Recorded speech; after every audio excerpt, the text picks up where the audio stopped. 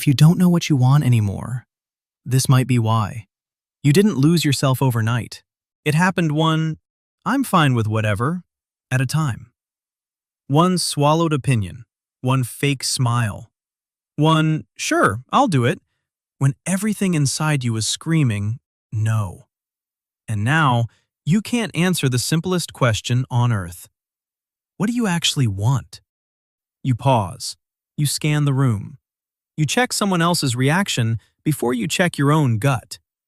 That's not kindness. That's not you being a good person. That's years of learning that your feelings are a problem. And your job is to keep everyone in the room comfortable. Everyone except you. You were never even on the list. So today, we're putting you back on it. By the end of this video, you'll understand why you keep losing yourself and how to finally stop living for everyone else's approval. And here's what makes it brutal. You've been doing all of this for people who aren't even thinking about you. Think about it for a second. Out of every 10 people around you, 7 are busy with their own lives. 2 already have their opinions, and maybe 1 genuinely roots for you. Yet we spend most of our energy trying to satisfy the 7 who are mostly thinking about what they're going to have for lunch. Alfred Adler called this the surrender of personal freedom. Not weakness, not shyness, surrender.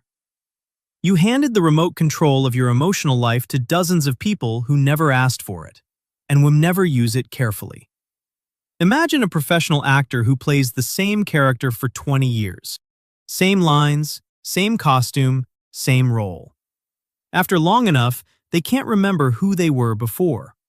The costume stopped being something they wore. It became their skin. That's what a lifetime of people-pleasing does to your identity.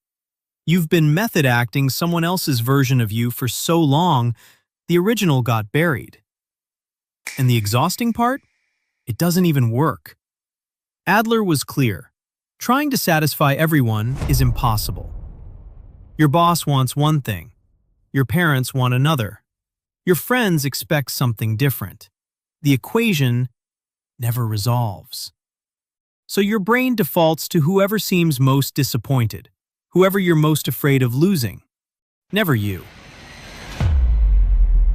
Now here's the shift most people completely miss. The people who seem most at peace aren't the ones getting the most praise. Adler drew a sharp line between needing approval and choosing to be useful.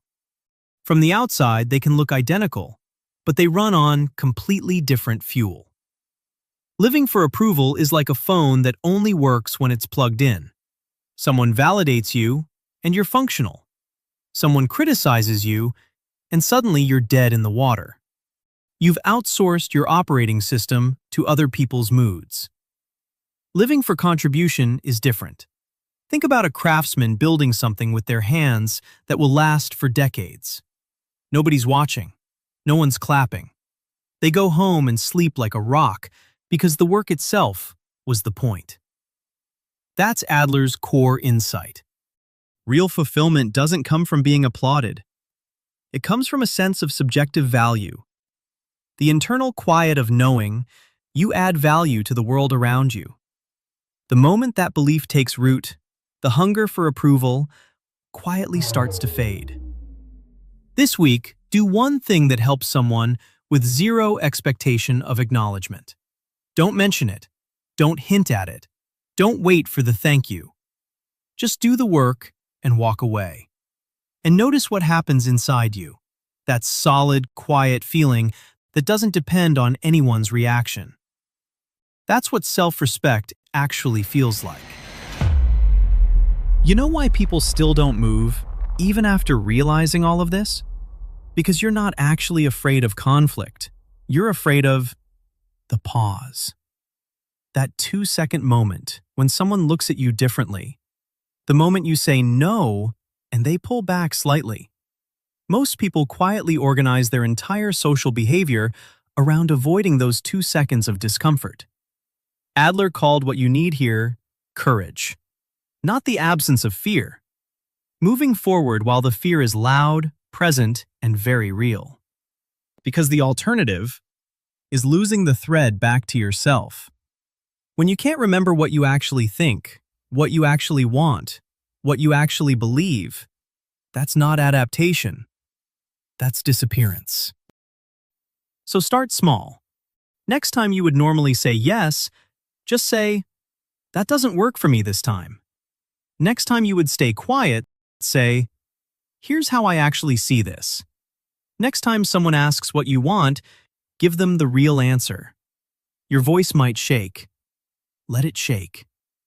People don't lose respect for you when you have a center. They feel the difference between someone who stands for something and someone who's just managing the room. One of the most common regrets people talk about later in life isn't about money or careers. It's this: I spent so much of my life worried about what people thought that I never actually lived the life I wanted. Now you know something most people around you don't. Pleasing everyone isn't kindness. It's self-erasure. Real fulfillment doesn't come from the applause. It's the internal quiet of knowing you add value. And the smallest honest move, one real answer, one genuine no, is where everything starts to shift. You spent years learning how to disappear, but that's not who you are.